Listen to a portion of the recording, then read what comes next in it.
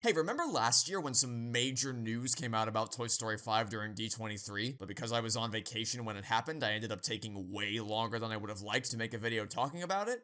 Well, guess what? We're doing a sequel. I was originally gonna hold off on covering Toy Story 5 again on the channel until after we saw a proper trailer so I wouldn't be continually spamming your sub box with videos each and every time we got a nugget of new information. But then I saw this fucking thing, at which point my brain just snapped in half, and before I knew what I was doing, my fingers began to dance across the keyboard as my eyes kept skimming over everything else we've learned, and the rant just started flowing out of me like I was a volcano that's been waiting to erupt for months. So here's the game plan for today. First, we're gonna run through all the new stuff we specifically saw at Destination D23 last month, which I'll henceforth be referring to as simply D23 for convenience sake. Then after we take care of that, we'll do Woody's news roundup for any additional Toy Story 5 information we've learned since last year that I find to be particularly noteworthy. Then when all is said and done, we'll do a speed round for other D23 announcements I have some level of interest in, be it about things I'm genuinely looking forward to, or be it about Ice Age boiling point. Let it die, let it die. Wait, but where's the Pixar ranking? I thought you said that was gonna be the next video. What happened to that? Yeah, well, as it happens, something unfortunately got in my way yet again, and this time it was Toy Story 5, which obviously takes priority for me. I promise I will provide a brief channel update at the very end, just like I did in last year's D23 video. But before we get to that, we've got a lot of ground to cover, as I first update you all on my thoughts on this new LilyPad, the opening scene with all 50 buzzes, Smarty Pants, This is Smarty Pants. as well as some of the tertiary updates, which I actually find to be even more important than what we learned at D23 itself, and generally whether my optimism has faded further in the wake of all this extremely interesting information. And as usual, all of these topics will be timestamped in the description below for you to jump around as you please. But for everyone who's on board for the whole journey, fasten your seatbelts and let's get this wagon train a-moving. Okay, should we just rip the band-aid off right away and talk about this heretical assault on my senses? You know what, actually, I have a better idea. Let me read you the notes I originally had written down from a few months back when all we knew was that Conan O'Brien would be voicing a character called Smarty Pants. We have almost nothing to go on here, but even just naming a character Smarty Pants immediately makes my tail tingle. I assume it's gonna tie into the technology angle and he'll be the stereotypical nerd character who helps them outsmart the 50 evil buzzes and the tablet, and that's why he's called Smarty Pants. Or maybe he'll just be some kind of evil AI entity that's in some way connected to the tablet, although they probably won't take that route because I don't see them hiring a comedian like Conan O'Brien and then having him say things like, I created you, Buzz.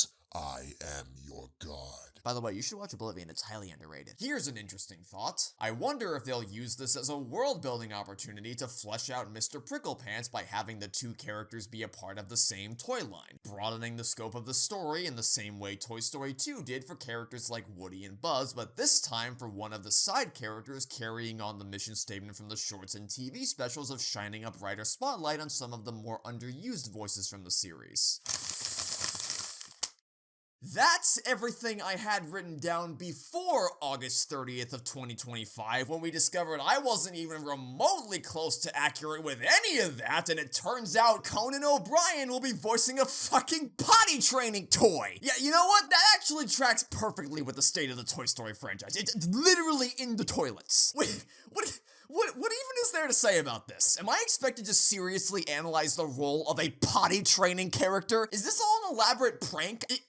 Where are the cameras? I must be getting punked or something. How the fuck is this real? You know, ordinarily I'd say, okay, yeah, I know this looks absolutely horrid and borderline parody, but let's be a little charitable. Surely the presence of this character doesn't automatically mean Toy Story 5 is gonna be infested with bottom-tier toilet humor aimed exclusively at the lowest common denominator, because I'm confident Pixar would never stoop so low as to poison their script with something so pointless and vapid. But at this point, I don't even know what to think. They went out of their way to create a character who teaches you how to use the toilet. For both number 1 and number 2, what other reason could there possibly possibly be for his existence? Why would you do this to me? What did you serve to gain from this? Man, I can't wait for us to get to Toy Story 8 where we have sentient vacuum cleaners too. Hell, why not go all the way? Sentient toilet paper, sentient toilet brush, just make the whole bathroom come to life. Why the fuck not at this point? Truly, I don't think there's any better way to demonstrate that they are just completely out of ideas than by showing you this picture. What are we actually doing? It's at this point when I have to look back at the introduction of Forkface and say, I'm sorry. I mean, I'm not, because you make far less sense than this, since at least Smarty Pants is actually a toy and not a spork, but you were also exponentially less brain rot inducing. This is a work of art made by a passionate kid who needed someone to lean on during an incredibly difficult first day of kindergarten. This is a toy specifically designed to help you take a piss. Why the fuck is this what I'm talking about in the Toy Story video? Hey, wait a minute! That was Bonnie's first day of kindergarten. And by the end of the film, Bonnie was in first grade. Bonnie had a great day in first grade. And now it's confirmed Bonnie's gonna be 8 years old in Toy Story 5. Why the fuck does she still need potty training? But don't drink too much, or you'll have to be right back. You'll be fine. No, Who wants lunch?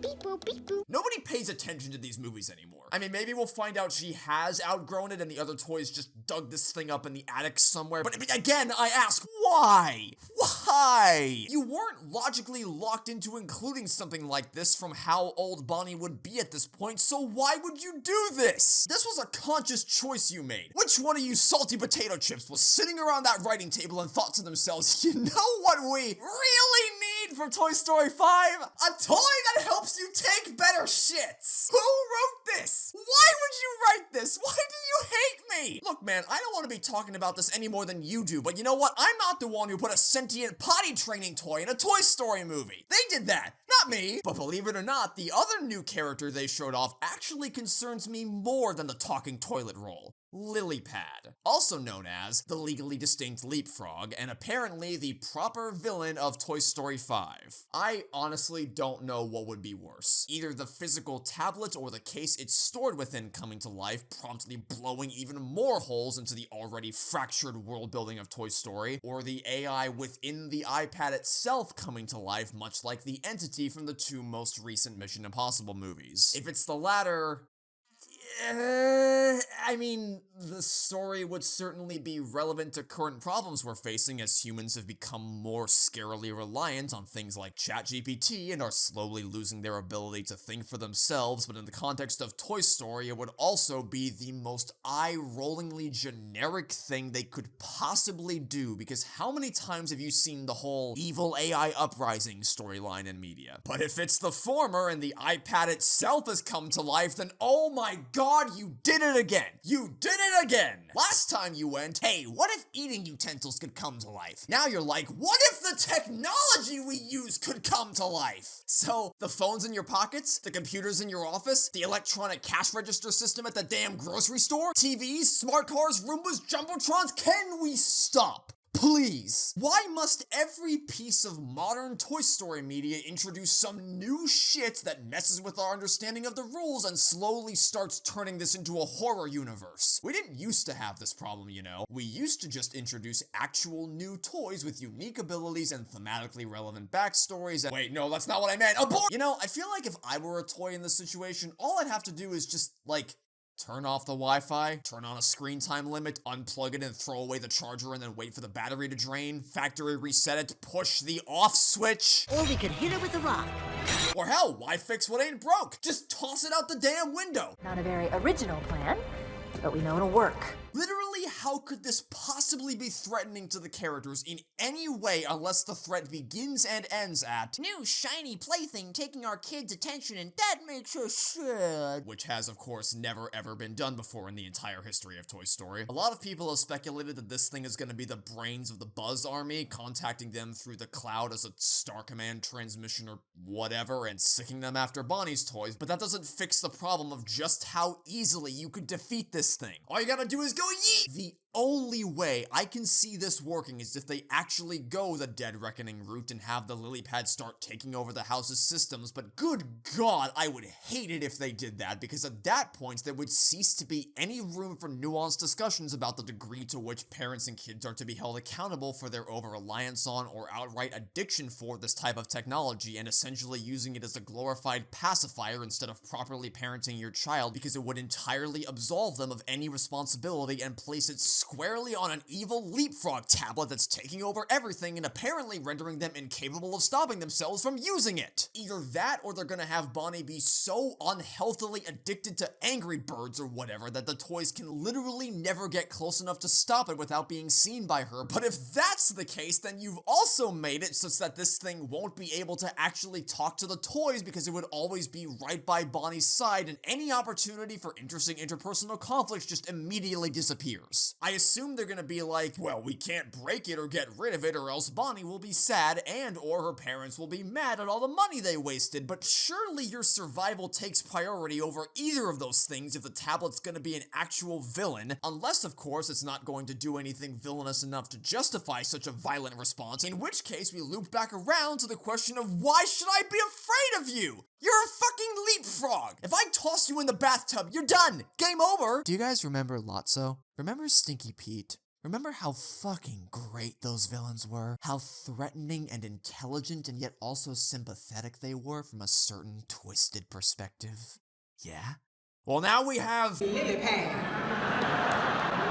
Look at her. Look, I know it's unfair to judge a character without actually watching the movie and seeing the full context, but y'all aren't giving me anything to cling on to here. All I see are red flags everywhere I turn. Also, it's kind of annoying how they're trying to serve as a cautionary tale for iPad babies through the use of a character who's clearly designed to parody Leapfrog, which is actually an unambiguous example of technology being put to good use with the express purpose of helping kids learn important subjects in a friendly, engaging, and effective way, as opposed to the pure, unadulterated brain rot parents often allow their kids to be subjected to on their iPads. But again, Pixar, Steve Jobs, Apple. Sorry, what was that? Huh? What do you mean people on Twitter want to fuck the tablet? 3,000 likes?! All concerns aside, though, I am actually gonna come to the defense of our leapfrog friend here for a second. Not for long, don't worry, but still, if I were to be charitable about the notion of a tablet acting as the villain for this movie, I would say that it seems like this might be the first Toy Story movie where the core conflict isn't the toys have been separated from their kid's room and need to be rescued before a ticking clock expires. Moving van, cowboy camp, college, RV leaving, you get the idea. Which isn't an element of plot repetition that's ever bothered me, per se, as obviously even with that reductive summary, all four Toy Story movies are quite easily distinguishable from each other and do a very good job of never feeling like a recycled version of something from the past. And yes, I am including Toy Story 4 in that regard. You can say a lot of horrible but true things about that movie, but you certainly can't call it formulaic or unoriginal. With all that said, I'd be lying if I said I wasn't at least somewhat interested in seeing the toys have to contend with a different type of obstacle for once, although the counter-argument I'd make to myself regarding this subject would be to point out that we still need to get Woody back to Bonnie's room, judging by the concept art and the confirmed plot synopsis, which means it's possible the plot might still end up becoming a rehash of Toy Story 2, only instead of Woody being stolen, he's just already missing and they need to figure out how to retrieve him. But Woody's return is a whole other barrel of monkeys we'll open up a little bit later. For now, let's talk about a different character we know and love, around whom a lot of the biggest unanswered questions revolve. Or at least variants of the characters we know and love, because they still stubbornly refuse to give us any kind of information on how the hell the evil Buzz Army is gonna factor into the story. But hey, at least we got a little something to chew on this time, an actual scene from the movie! Not one I watched in anything other than extremely choppy and blurry re-upload quality, as it was designed to be an exclusive clip for D23 attendees, which, you know, is fair, but still one we are able to discuss in today's video. The really annoying thing is that I was literally at the hotel where this convention was taking place the day after it concluded. AFG, what does that sign say for the hotel that we're staying at this week? Coronado Springs. Where was the D23 convention being held at this year? Coronado Springs. When was the final date of Destination D23 this year? August 31st. What day is today? September 1st. How badly do I want to kill myself right now? So the first thing I find noteworthy about this opening scene is actually the aspect ratio. We've reverted back to full screen, which is exactly how it was with the first three movies, even more clearly highlighting how much Toy Story 4 stands out among them, as it will be the only one in the mainline series to date to be shot in widescreen. I know it's kinda hard to tell that it's full screen from the shoddy hand cam footage, but hey, don't take my word for it, take the word of the people who watched it in person. And yeah, I just found that humorous. Anyway, when I first heard about this unbelievable opening scene with Buzz Lightyears, my mind immediately jumped to some really exciting places. We'd seen this concept art of what I at the time presumed to be a shipment of Buzz Lightyears crashed on the side of a highway in the desert after some kind of freak accident. So when I heard the movie was gonna have some crazy opening with all the Buzzes, I was like, what if they opened with a big epic escape sequence with all 50 rogue Buzz Lightyears working together to break out of wherever they came from, showing out of the gate how much of a destructive and terrifying threat they'd be and setting the stakes for the rest of the film. My mind was just buzzing with possibility.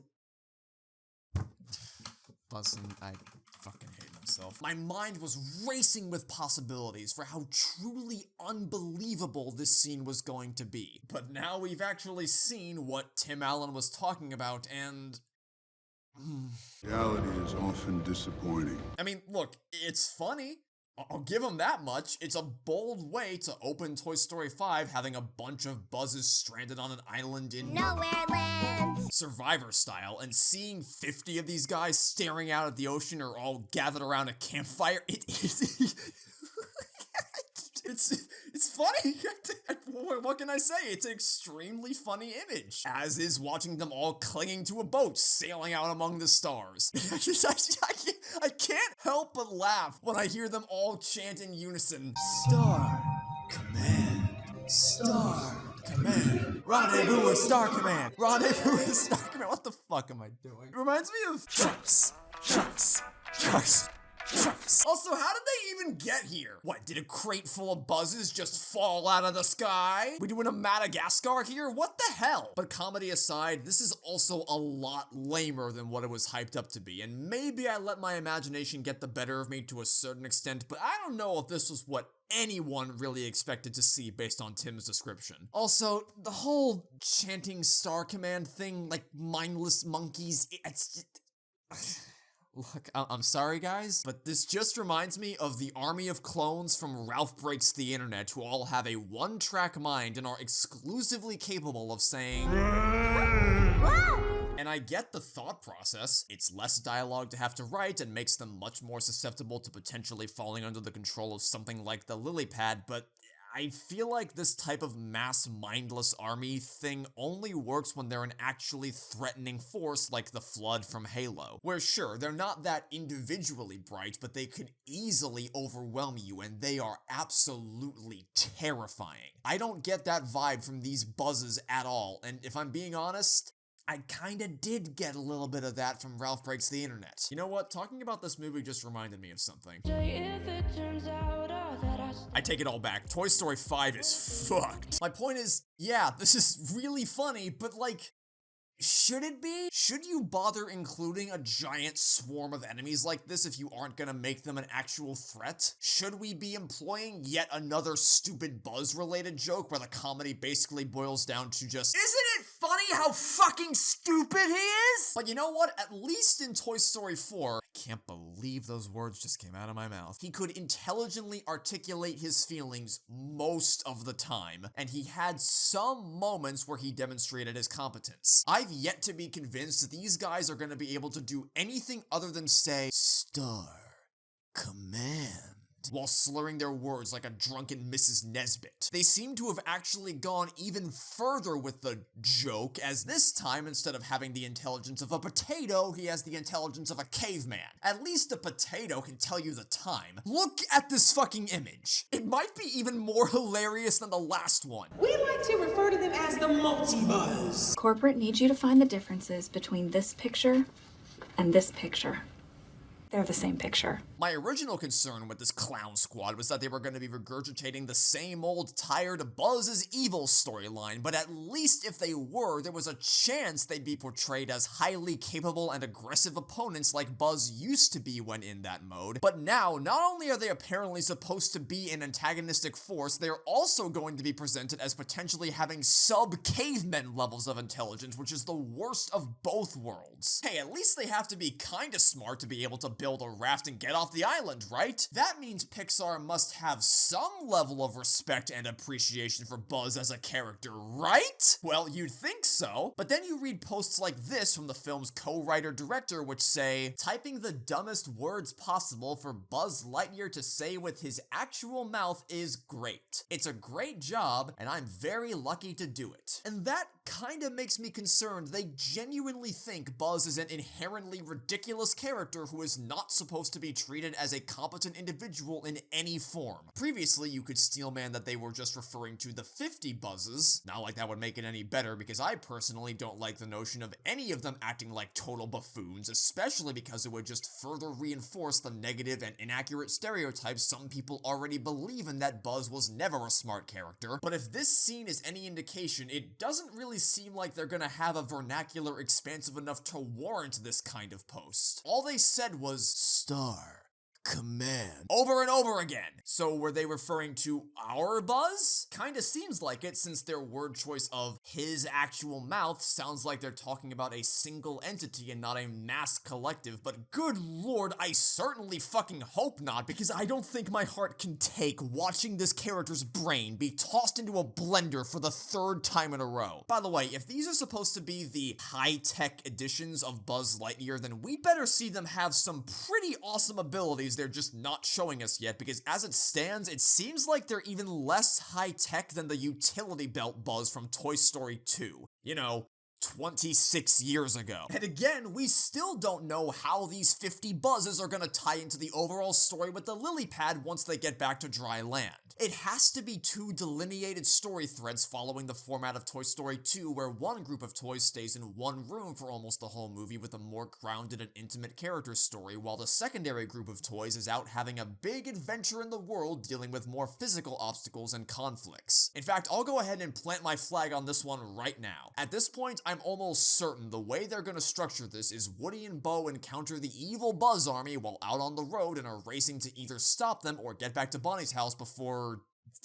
insert villainous goal here happens. Then the inevitable second act low point is offset by Woody and Buzz finally reuniting for the epic final battle in the third act. Or the other possibility, which is one I am not at all a fan of, is that these 50 Buzzes will exclusively be a part of a B plot that does not tie into the A plot at all. Like, all the main characters are on the A plot, and then every once in a while we just cut away to funny Buzz shenanigans, which would by far be the most transparent instance of, we think Buzz is only good if he's making you laugh, so let's cut away to that every now and again, even if it has absolutely nothing to do with anything. Like a worse version of Incredibles 2, where we have the stuff that actually matters, and then we have the silly family shenanigans, and it's only when the A plot hits a dead end that they're forced to cross paths. Not because the two plots were naturally building toward one another. Please, oh please don't let it be that one. Even with all signs pointing to don't count on it, I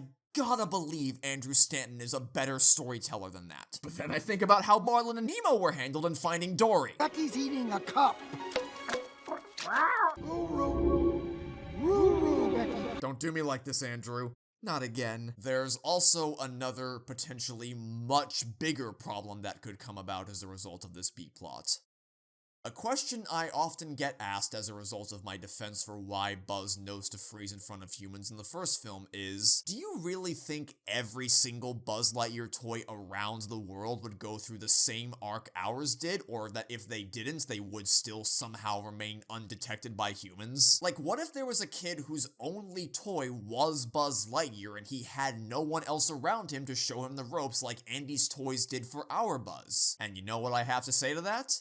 That's a really interesting concept. I'd love to see a movie exploring that storyline further. Pixar would never make it, but I'd love to see it. A story about what life would be like for a toy who has no one else like him in the room, who's left to struggle with his identity and purpose all on his own, and how that might impact the human's awareness of this secret world of toys. But when discussing the movies we actually have, it's a difficult question to answer because we just don't have access to the information required to intelligently and meaningfully discuss it. We'd essentially be shooting in the dark, trying to speculate about events that may or may not have happened in contexts we have no grasp of. That was always my response whenever someone would ask me that question. However, Toy Story 5 might just be about to completely fuck all of that up, because if there's going to be 50 Buzz Lightyears running amok all over town, I don't see how they can possibly dance around the inevitable problem of how the world of toys could ever continue to remain secret. Unless they want to canonize some divine galactic force preventing humans from ever spotting toys in motion as some kind of self-preservation mechanism, which, of course, will never happen. It's a very difficult position to be in from a writing perspective, and I certainly do not envy the people at Pixar responsible for crafting this story. But then again, I'm not the one who decided to have 50 fucking Buzz Lightyears stranded on a desert island and having to make their way back to civilization. God damn, man. It is really hard to keep a straight face when talking about this goofy-ass movie, but the good news is we can take a bit of a breather now because we don't really have any other D23 bombshells to go over for Toy Story 5.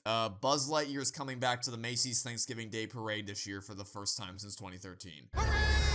That's it. We technically got more information than we did last year in the sense we actually got a full-fledged scene to dissect, but it doesn't really feel that way because going into D23 last year, we knew absolutely nothing, so even the most basic of plot descriptions felt like the most revolutionary thing in the world to us. But now that we have a jumping off point, I don't think anything's gonna feel like truly earth-shattering news until the trailer drops. We can, however, still catch up on all the news I missed in the meantime. For starters, Woody and Buzz were confirmed to be reuniting in Toy Story 5, which for some reason led to a lot of people pinging me asking for my thoughts when I was just like, okay. We already pretty much knew this was happening ever since the movie was first announced, and Tim Allen tweeted, "See you soon, Woody," and we definitely knew this was happening ever since the concept art came out last year, so to have a more official confirmation really just felt like a foregone conclusion to me. And I've kinda already said my piece on the subject of Woody's potential return last year, so I won't waste your time going over it again today. But it's still kind of annoying that the only thing we have to go on for how Woody factors into all this is the same damn image from last summer showing Woody is indeed back in Bonnie's room with his friends, and more importantly that we know it's our Woody because he's still missing the sheriff's badge he gave to Jessie. I'm guessing the reason why they've shared so little information about this is because they know it's gonna be an extremely delicate tightrope to walk for how they bring him back without pissing anyone off in the process. But we do have one little tiny nugget of information that came about from the final major news break that honestly is most wholly representative of both my passionate optimism for and fierce skepticism towards this movie: Jessie. This is the biggest piece of information we've learned about Toy Story 5, far more important than anything to actually come out of D23 this year. The fact that Jessie is going to have a much bigger role in this film compared to the past, which by itself is fantastic to hear because as we may recall, Jessie was completely shafted in Toy Story 4. They granted her the prestigious honor of popping a tire with a nail and then forgetting to do that later when it would have been really helpful. Oh, and also she came up with a brilliant idea to nearly slaughter a carnival full of children with this spectacularly reckless RV hijacking stunt.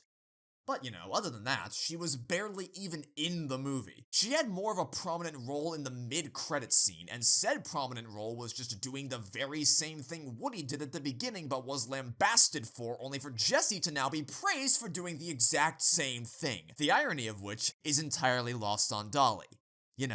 Because of how she's a fucking stupid, rotten celery stick. It will never not confound me that they had Jessie just sit around on her ass and not follow Buzz on his quest to find Woody, which she absolutely would have done, not just so Buzz would have a teammate when venturing into the great unknown, but also because of all the toys, she's arguably the one who would be most incentivized to chase down Woody if he needed her help. But oh, how could I forget? We already had Bo Peep to fill the role of the adventurous woman. We certainly couldn't ever have two of those types of characters in the same movie, let alone the same room, or else the universe might explode. Yeah, I'm still not over how they had a character right fucking there who already had all the traits they were looking for, who literally everyone loved, and who they've already proven they were willing to give the spotlight to in Toy Story of Terror, but instead of using her in any meaningful way for Toy Story 4, they instead retconned everything about Bo Peep's personality and left Jessie in the dust. I love that movie so much. It just keeps getting better the more I think about it. But hey, maybe this is their chance to make up for it. That's why this is such a huge deal. This could be them saying, guys, we're so sorry for fucking over this character for literally no reason. We promise we're actually gonna give her a major role this time around. It kinda makes you wonder how much that attitude of sorry about Toy Story 4 is gonna impact the rest of the film. And it really excites me Jessie will be elevated not just above her status from Toy Story 4, but even above the extent of her role in Toy Story 2 and 3.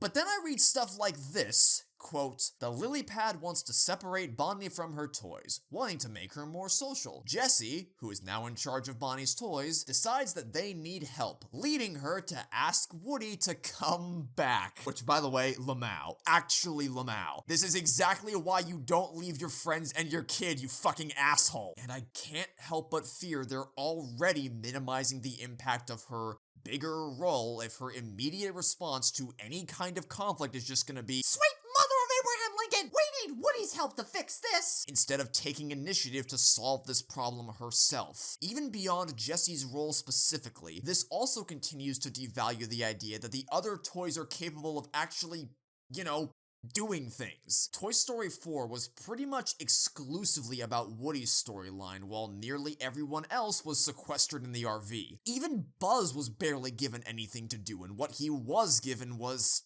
well... your backpack's in the antique store. Let's go! Oh no, my backpack! Here's the problem. While Woody was always obviously the main character of the series who had an emotional journey and arc across each individual film, he wasn't the only character who ever mattered to anything. It's not like the toys would go, oh shit, our protagonist disappeared. We don't know what to do without him. He was the only one who knew what the heck was going on.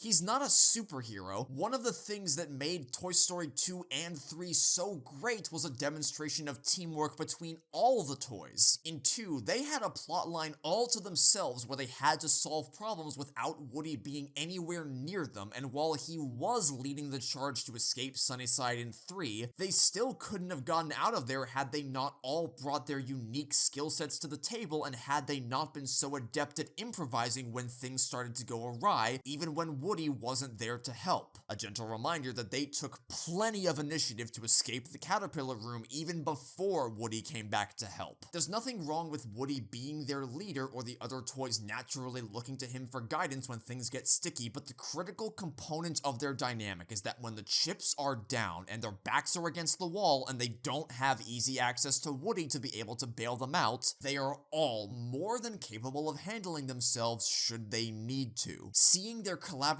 skills evolve and develop throughout the series after how dysfunctional they were in the first movie was what made that final payoff in the incinerator of everyone bonding together feel properly earned. Hell, even the shorts understood this. Outside of giving side characters bigger roles as a result of that understanding, Hawaiian Vacation is literally a case of, oh no, our friends are upset? Well, let's put our heads together and figure out a way to fix this. I love this shot right at the beginning when Woody, Buzz, and Jessie all knowingly smile at each other because they've built up so much trust and experience that there's not a doubt in their minds that they'll be able to sort this all out, and everyone had their own unique exhibit they were in charge of maintaining, all of which required a keen sense of coordination. They didn't just go, well, we should, Woody? Also, butting heads with each other? Man, can we please not do the thing where everyone gets mad at each other over stupid bullshit for the 11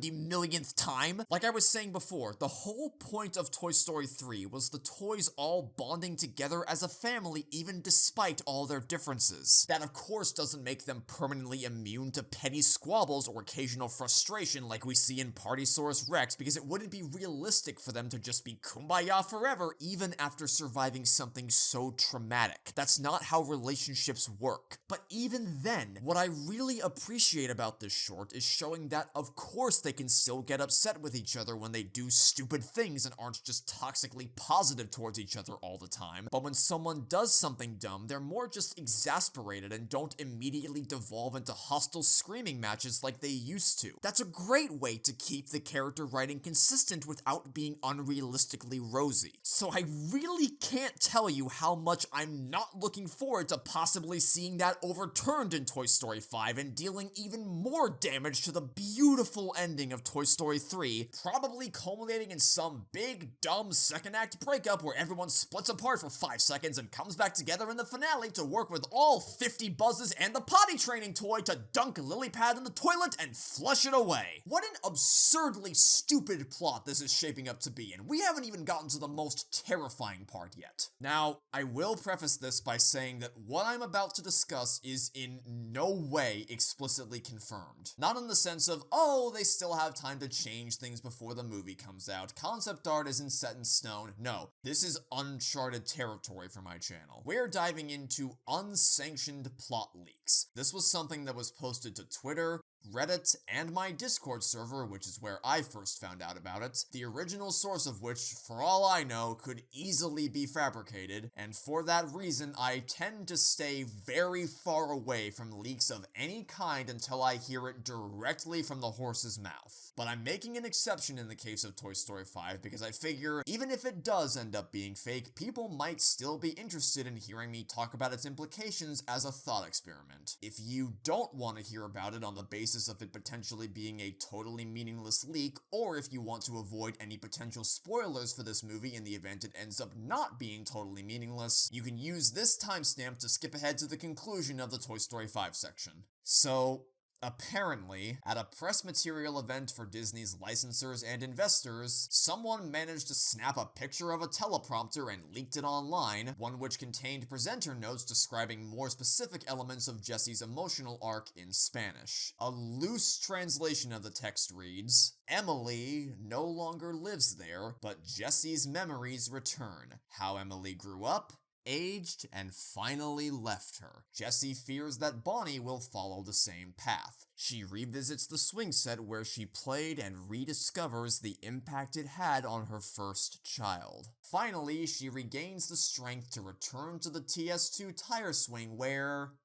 And that's the end of what can be discerned from this blurry image, but oh my God, that is already so much to unpack, and none of it for very pleasant reasons. First of all, again? Are we really doing this again? You guys already did a movie where the toys had to come to terms with the fact that their owner is growing up, and Jessie specifically was concerned that it was Emily all over again. They all had a journey of discovery which reached its natural conclusion. Why would you retread the exact same ground we already covered 15 years ago? Are you guys that desperate for ideas? This is Smarty Pants. Right, of course. Second, even ignoring Toy Story 3, there have been 2 separate occasions where we've wrestled with Jessie's tragic backstory and the lingering PTSD she experiences, both of which are things she has conquered because Toy Story 4 doesn't count, and it would be extremely infuriating if they doubled down on that film's missteps and further invalidated all the progress she made in Toy Story of Terror. Finally, Even if you don't see anything wrong with retreading old ground and believe they might do something different to make it feel new by tying the conflict into this LilyPad, on a fundamental level, all I have to say is just don't. Do not go there, Pixar. It's not hard to figure out why they would do this. If this is true, which again, it might not be, it is by far their most embarrassingly transparent attempt at milking your nostalgia for all it's worth because they know how much the world adores this montage from Toy Story 2, and they know returning to it again in Toy Story 5 would possibly be the easiest way to get everyone on their good side when people are overwhelmingly ambivalent at best and actively resistant to the idea of a fifth movie at worst. It is the most emotionally effective sequence in that entire film. It's so good, in fact, that when my Discord server hosted a watch party to celebrate its 25th anniversary last November, even though everyone was constantly commentating over the movie with jokes, memes, or general conversation, nobody dared to utter so much as a single word during the "when she loved me" scene. And to put it bluntly, I do not want that sequence ruined. They've already trampled all over the ending of Toy Story 3. Please do not come for Toy Story 2 next. I know, it would be an easy way to win some brownie points with the diehard fans, but I am seriously terrified that returning to this well of emotional baggage only serves to risk poisoning or at best significantly cheapening Jessie's character and all she's been through. Sometimes less is more. We don't need to explore it any further. We don't need to labor over every detail or physically return to the swing set or try to go, oh no, Bonnie's growing up just like Emily was. After all, she's a whopping 8 years old now, and retread Toy Story 3. We don't need to retread Toy Story 1 by opening with a montage showing how well Jessie and Bonnie are getting along until from out of the sky like a bomb comes some little punk in a shatterproof case, and all of a sudden she starts remembering when somebody loved her as if she didn't already have those memories in Toy Story 2. Please just let it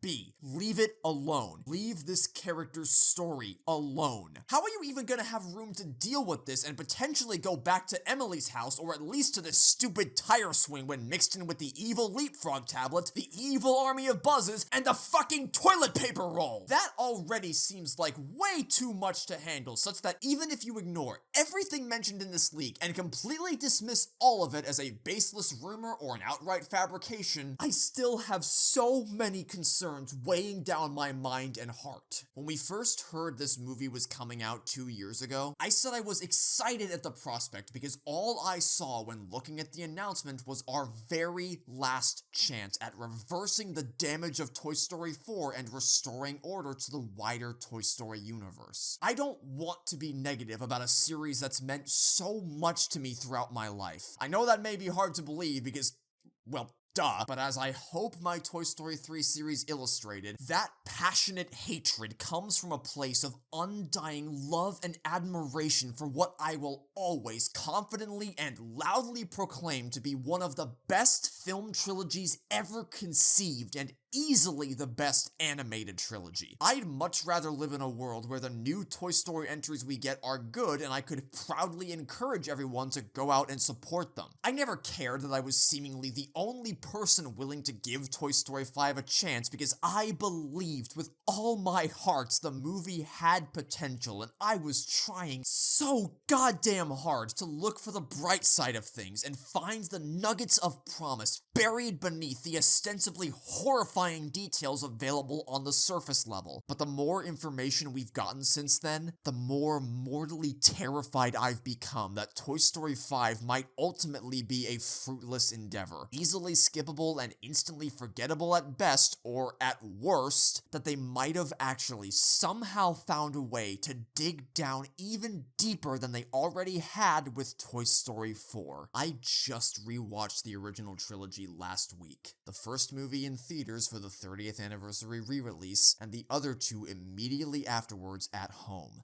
I love this trilogy so much, and it somehow hit me even harder on my most recent viewing because of how much anxiety I've recently been wrestling with. Watching some of my family members starting to get much older and hearing the ever-present ticking time clock in my head of how long I have left to spend with them, and especially about how distant I feel I'm starting to grow with some friends who I've known for over half my life as we get older and our lives start to pull us in separate directions on opposite sides of the globe, and I'm left completely emotionally overwhelmed by the fear that one day we may not mean as much to each other as we used to, or even be in each other's lives at all anymore, which are things these movies speak to extensively, and which borderline broke me on my most recent viewing, because the beauty of the Toy Story movies is that you can never truly age out of them. The older you become, the more life experience you get, the more strongly you find yourself being emotionally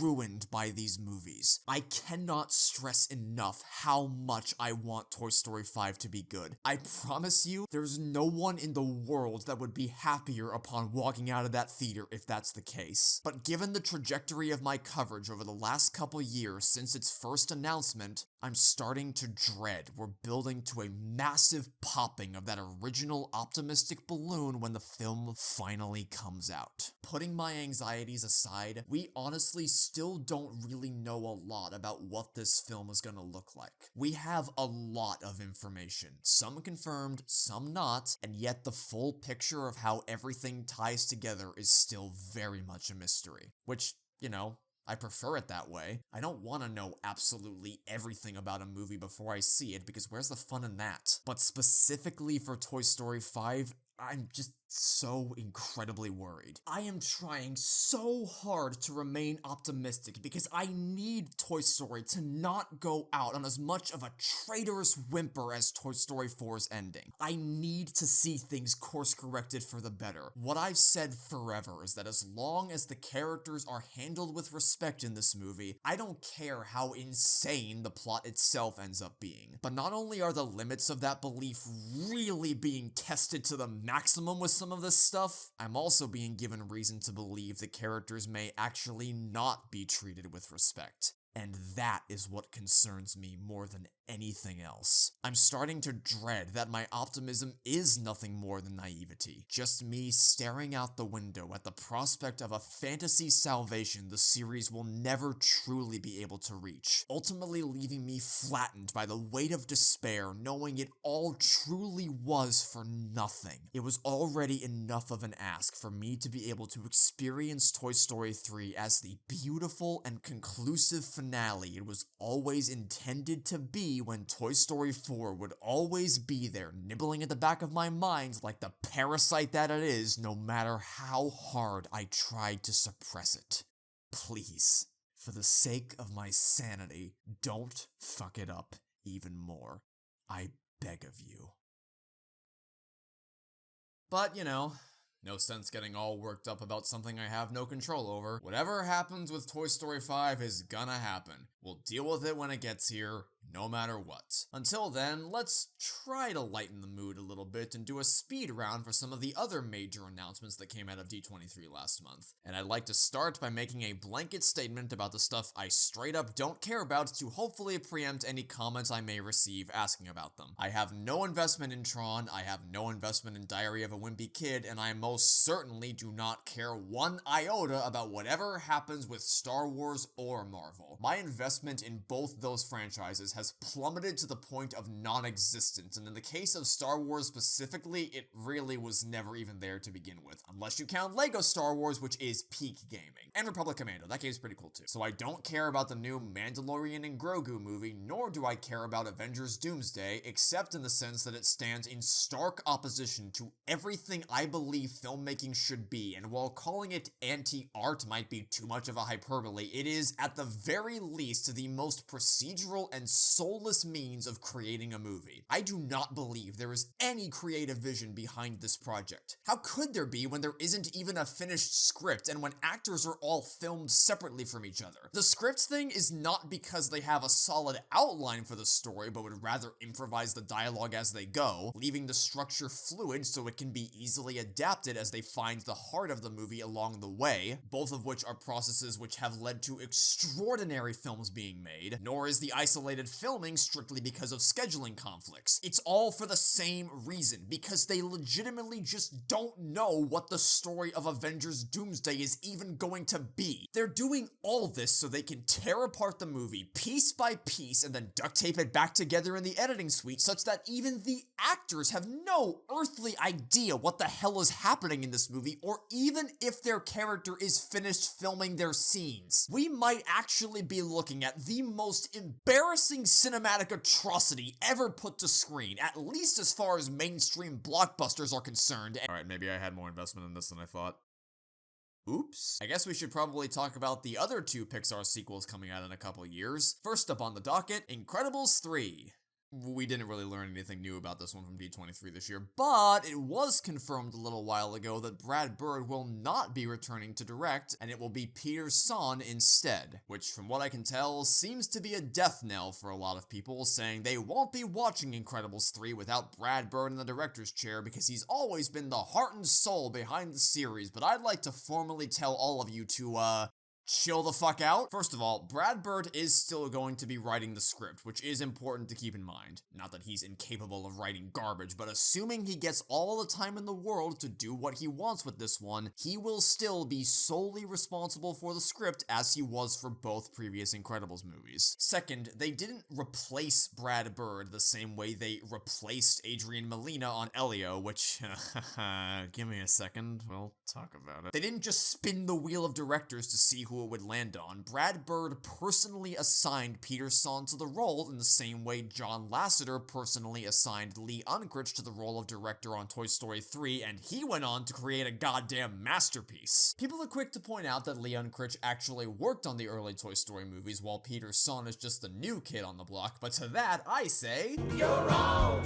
He's been working closely with Brad Bird as either an animator or a story artist since the days of the Iron Giant. People are also quick to point to The Good Dinosaur and Elemental as being indicative of his lacking directorial capabilities, but if I'm being honest, terrible as The Good Dinosaur is, it's also practically useless as a metric for assessing the man's talent. Peter Sohn was brought in to desperately try and salvage a failing Pixar movie, and he didn't succeed, but I don't hold that against him because there's only so much you can do in the kitchen when you're handed terrible ingredients. As for Elemental, I know it had a rough opening weekend and seems to still be rather maligned by a good chunk of people, some even going as far as to call it Pixar's worst movie, but I'm just gonna straight up say, nah, Elemental's pretty solid. I mean, I could talk about its many, many problems for a while, but I've grown a much stronger appreciation for the things it does really well, especially its direction. And I can see that so much passion was poured into this project across the board. I see so much heart, and I see a consistent and clear vision for a story someone wanted to tell that was fully realized in the finished product, warts and all. So I say, if you have so much respect for Brad's talent and so much trust in his artistic vision that you were willing to boycott Incredibles 3 in his absence, consider trusting that he knows what he's doing in assigning Peter Sohn as the film's director. This decision has done absolutely nothing to sway me further in favor of or against another Incredibles sequel until we learn more information. This sequel, on the other hand, I'd chew aluminum foil if it meant I could stop it from being made. Coco 2 makes me want to guzzle gasoline. This movie is gonna disassemble my skeleton and then carefully glue it back together just so it can fucking bulldoze through me again. There's a very small handful of one-off original Pixar movies that are so beautifully made, so immaculately written, and so perfectly self-contained that under no circumstances should they ever, ever receive a sequel, and Coco was absolutely one of them. Other people would probably be more offended if they ever made a Ratatouille 2 or a WALL-E 2, which, don't put it past them at this point. But Coco 2 is mine to be furious about. It could never fully dethrone Toy Story for the level of intimate personal attachment I have to it, but god damn, it's giving it a solid run for its money, and even the prospect of Lee Unkrich and Adrian Molina reuniting to carry the story forward does nothing to mitigate the sheer rage and betrayal I feel in such a decision. Do you really think these two came to Pixar with a brilliant idea for a sequel? Or do you think Disney decided they were making a Coco sequel no matter what, and Lee said, oh hell no, not without me you're not? It is entirely possible they'll prove me wrong. It's not like Lee Unkrich has ever made a bad movie, and if there was ever anyone I'd trust to make a sequel to Coco, it would be him, but I have still never had less faith in a movie in my life. It goes beyond simply not being necessary like Incredibles 3 or Inside Out 2. This just straight up should not be happening. It feels like this movie should be illegal. I thought I went into Inside Out 2 with a thoroughly furrowed brow and crossed arms, but my whole body's gonna be locked up with tension going into Coco 2, dreading whatever the hell they're gonna try to do next with these characters. But then again, Inside Out 2 managed to pleasantly surprise me in a way I never expected, so who knows? As far as Pixar's originals are concerned, I know a lot of people are excited for Hoppers purely on the basis of it being directed by the guy who made We Bare Bears, but I never watched that show, so I don't really have anything to go on other than the beaver possession premise. My equivalent to that would be Gatto, because I really love Luca. It feels like a movie specifically created to be a nuclear strike targeting my emotions and my emotions alone, and it has sold me on whatever the director wants to make next.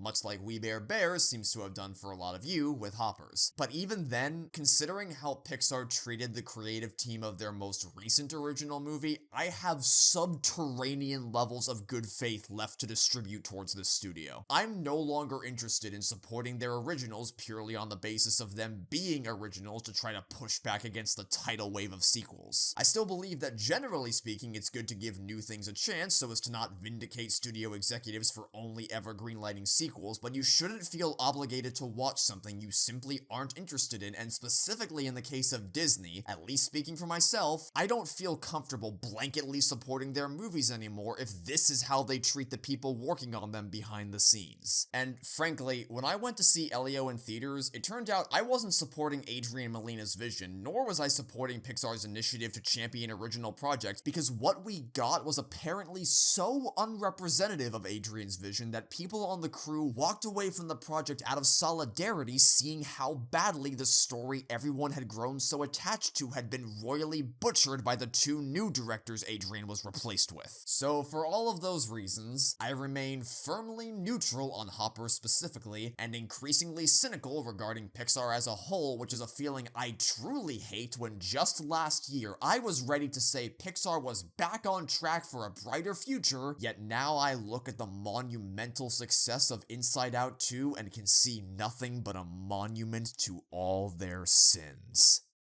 Oh, also there's this lizard people are going nuts for. Lizard.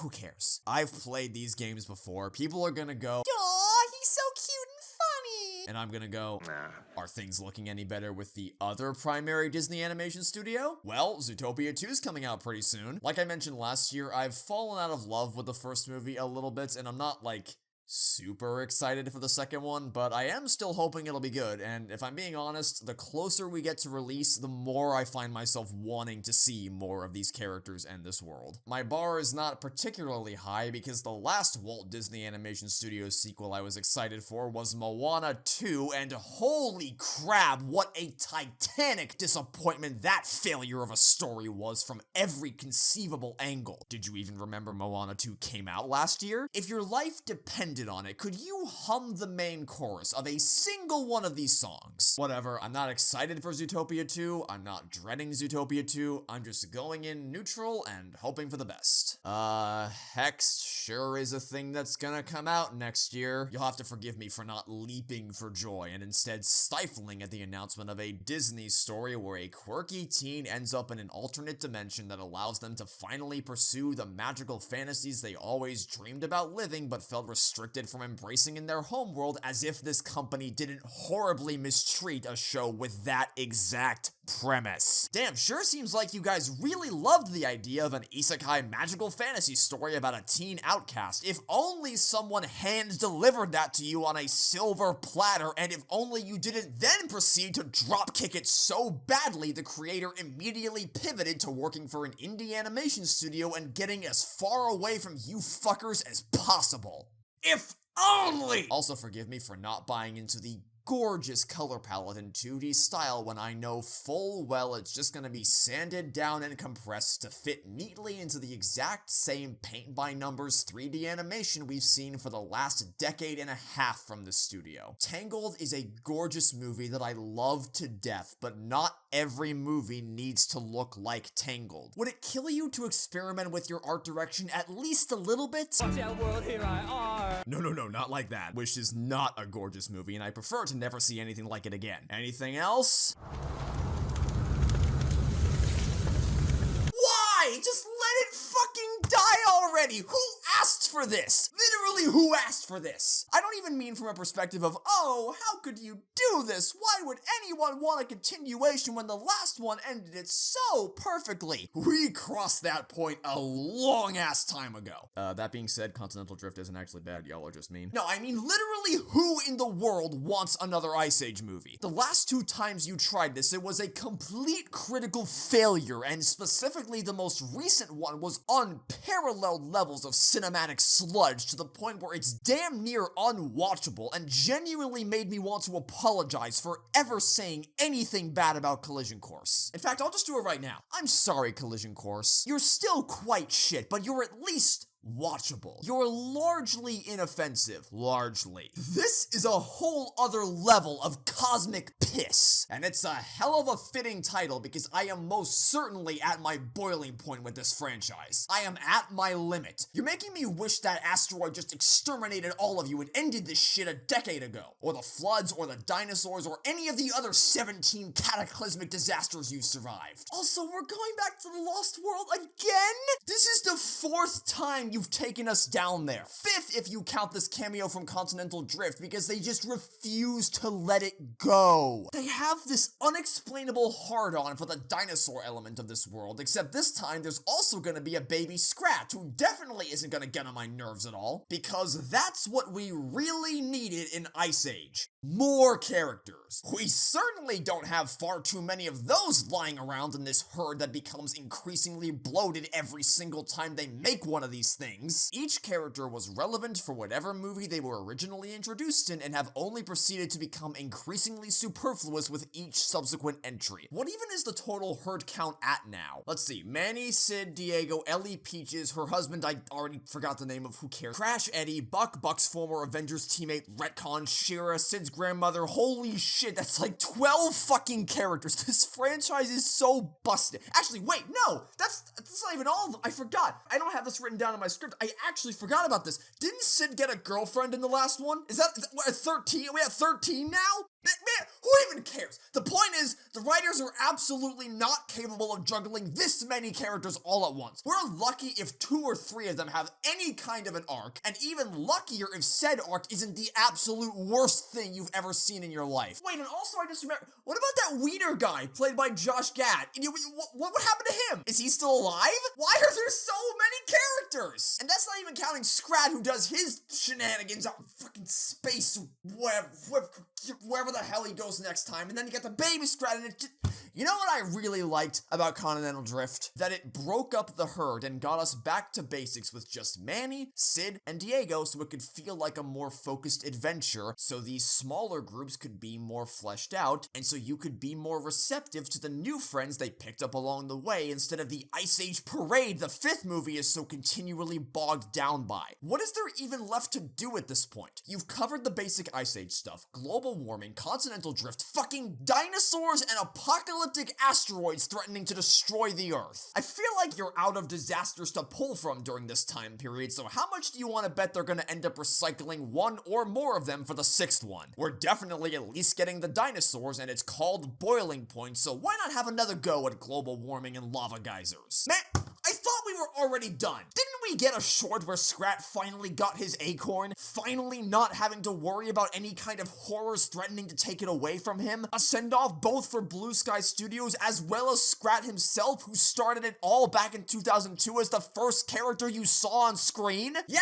well, fuck you, give us money! Okay, you know what? Enough talking about sludge. I'm going off script for this. We all need a palate cleanser right now. Let's talk about some good animated content instead. Y'all seen Knights of Guinevere? It's Dana Terrace's new show, which she's created alongside previous Owl House writers John Bailey Owen and Zach Marcus, and with which she's finally allowed to unleash all the darkest and most twisted corners of her mind that were hampered during her tenure working for Disney now that there's nothing holding her back anymore. A show that looks to be inspired by the negative experiences she had with the corporation due to the myriad of seriously not at all subtle jabs, while also not being wholly consumed by it such that it can still take on a life of its own. Leveraging her experiences for creativity, not exclusively using creativity as a means of venting about her experiences. You can feel the frustrations with Disney just as much as you can, an unbridled respect for and appreciation of the beautiful animation that defined many of their most iconic classics. You can see an unapologetic critique of the degree to which Disney's corporate side has catastrophically ravaged just about everything it's gotten its hands on, as much as you can see a genuine showcase of how deeply and intimately the characters created under Disney's artistic side can resonate with people young and old, serving as encouragement not to let your contempt for the former poison your love for the latter. And above all else, you can feel a newfound sense of creative freedom bursting out of every last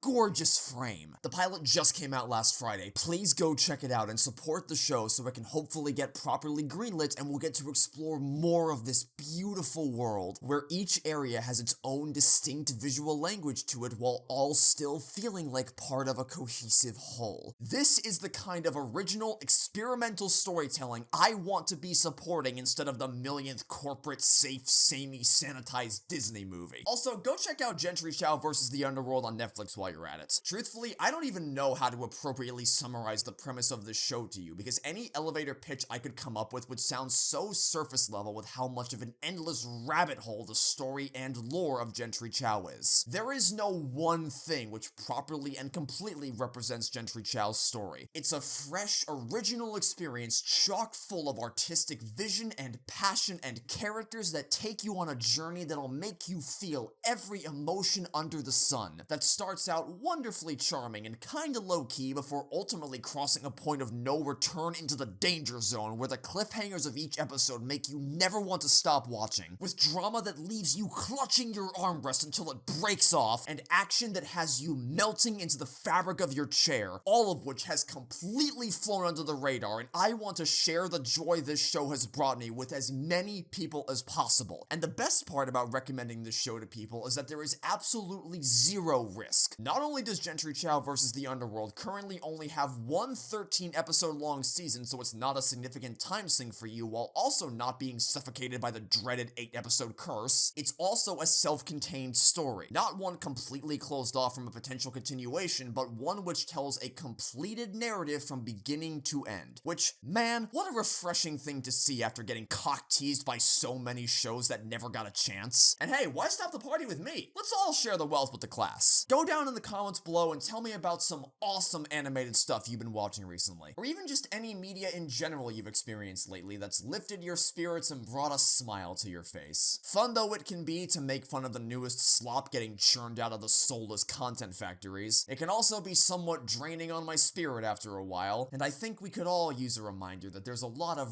really cool media waiting for you out there buried deep within the mainstream and hiding far beyond it. You just gotta be willing to put in in the work to find them. Like Oblivion starring Tom Cruise, boom! Everything's come full circle, baby! Well, now that I've hopefully managed to pull a somewhat optimistic rabbit out of the dour mess of a hat that ended up being this video, that brings us to the end of the main bulk of my time with you today. The rest of it will be a quick update for returning subscribers, so feel free to click off now if you're new here and just decided to give this video a shot as a one-off. But before you do, consider leaving a like and subscribing on the way out, or possibly checking out my other content if you like what you've seen here today. Most recently, I've completed a massive 6-hour-long series going into extensive detail about why Toy Story 3 is so incredible and why it has so much personal value to me specifically. But regardless, I thank you for watching this video today, and I thank Gugonic and FG for contributing either complex visual effect shots or a variety of tablet fucking related whispers, the latter of which I received quite a lot. Whisper, whisper. They wanna fuck the tablet. The tablet. They wanna fuck it. Anyway, thank you for helping get this video over the finish line. I appreciate you both more than words can say for always being willing to help bring my projects to life, even when I don't give you any context at all for why exactly you need to send me files like screwtabletshortwhispers.flag. Now, as for the rest of you, obviously all the D23 stuff has once again preempted my plans, but I'll have you know, I've not just been sitting around twiddling my thumbs since dropping the final part of my Toy Story 3 series. I mean, I was for a little bit, because making that was utterly exhausting, and I needed to take at least some time to recover, to go explore the world with some friends, and also to generally just relax. But for the entire month of August, I was going full steam ahead on my Pixar ranking. The script is fully completed, and I was about halfway done recording the audio for it when all this Toy Story 5 stuff got dropped on us and I got sidetracked. So the good news is that substantial progress has been made on the Pixar ranking. The bad news, however, and it pains me to do this because I know the Pixar ranking is overwhelmingly what people wanted to see next, I am going to have to put it on my back burner for now because, as you may or may not be aware, Toy Story's 30th anniversary is right around the corner, and I mentioned in my community post that one of the things I was considering making next, because I knew the anniversary was coming up so soon, was a love letter to the original Toy Story, the one that started it all, the one that is widely recognized for its impact on the animation industry and for launching such a timelessly beloved franchise, and yet also the one that somehow still doesn't get the attention it deserves as it's often overshadowed by its superior sequels, so the brilliance of that original script can sometimes be taken for granted. And to be blunt, it's more important to me that I can get a love letter for that movie done in time to commemorate such a special occasion than it is for me to complete my ranking video next. So that's what I'm going to be focusing all my time on over the next 2 months. And I am praying to the claw that we don't get another Toy Story 5 trailer until afterwards. I do apologize for that, but if you're looking for stuff to tide you over in the meantime, I mentioned earlier that I just completed an enormous love letter to Toy Story 3 that took way more effort to put together than I ever imagined, and last year I made a similar love letter to my favorite animated show of all time that's even longer than the Toy Story 3 one, if you can believe it. There's also my 2 big Destroyed Everything series on Toy Story 4 and Incredibles 2 you're probably already aware of, but in the event you're not, I should warn you that they're definitely a lot more unhinged than my more recent stuff. And you can always keep up to date on my progress by joining my Discord server where I will occasionally post updates on the projects I'm working on, and when I'm not, there's always a fun community you can interact with to chat about movies, games, or whatever other media you're interested in. Oh, also, I should probably announce that I finally launched members for the channel. Much like my Patreon, I am not interested in locking any special rewards behind memberships, such as behind-the-scenes content or early access to my videos. I do have special badges and emojis enabled because YouTube literally didn't give me an option to turn them off, and I have decided to start listing any patrons or members I have in the credits of these videos, although frankly, I should have probably always been doing that from the beginning. But I will be treating channel memberships the same way I do Patreon donors. If you like my content and want to help me turn this channel from being a part-time commitment to a full-time commitment, and you are in a financial position stable enough to allow you to do so, you are welcome to, but I don't have any unique rewards waiting to give you apart from listing your name in these credits and, I suppose, my eternal gratitude. I just finally decided to launch memberships to provide an alternative for people who don't like using Patreon. And as always, you should not feel pressured or forced to donate for any any reason. The fact you've decided to stick around my channel at all means the world to me. And with that, I think it's finally time to call things off for today. I still got a long road ahead of me if I want to get my Toy Story love letter out in time for the 30th anniversary. Once again, I'd like to thank you all for watching. Consider checking out my other stuff if you're new and like what you've seen here today, and I hope to see you all soon for whatever it is you decide to watch next. Goodbye.